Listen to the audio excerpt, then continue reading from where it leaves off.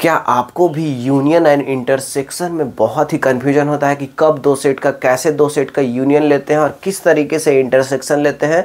तो आज उस कन्फ्यूजन को दूर करने का समय आ गया है, क्योंकि यहाँ पे हम बताने वाले हैं कि अगर एक सेट ए और दूसरा सेट बी हो तो दोनों का यूनियन का मतलब क्या होता है, यूनियन का कैसे कैसे निकालते हैं। तो मान लीजिए एक सेट ए है और दूसरा सेट बी है, तो यूनियन मतलब होता क्या है ये समझना है। यूनियन का मतलब हुआ कि सेट ए लेना है और सेट बी लेना है, दोनों सेट लेना है।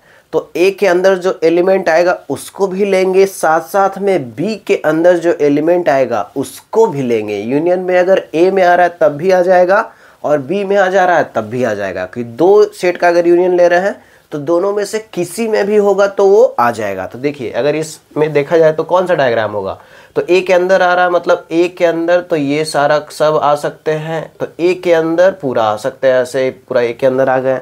साथ साथ में यूनियन का मतलब हुआ कि अगर बी के अंदर है तो वो भी आ जाएगा, तो बी के अंदर है मतलब ये भी आ जाएगा। तो ए यूनियन बी जब बोला जाएगा तो क्या लेंगे, पूरा ये तो लेंगे ही लेंगे, साथ साथ में बी वाला भी लेंगे।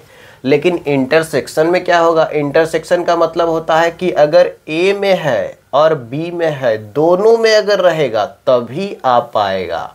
तो इंटरसेक्शन का मतलब क्या हुआ कि ए अगर ये है, बी अगर ये है, तो इसका मतलब है कि ए में भी होना चाहिए और बी में भी होना चाहिए। तो देखिए ये वाला जो रीजन है वो ए में है लेकिन बी में नहीं है, उसी तरीके से ये जो रीजन है वो बी में है लेकिन ए में नहीं है। तो क्या लेंगे, जो ऐसा रीजन लेंगे जो दोनों में हो। तो इंटरसेक्शन कैसे निकालेंगे, यूनियन कैसे निकालेंगे, समझ में आ रहा होगा।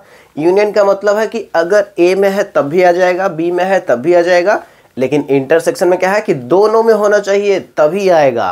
तो ऐसे समझ लीजिए कि जब दोनों में रहेगा तभी इंटरसेक्शन में आएगा। अगर तीनों में रहेगा, तीन सेट का लेंगे तो अगर तीनों में रहेगा तभी इंटरसेक्शन में आएगा।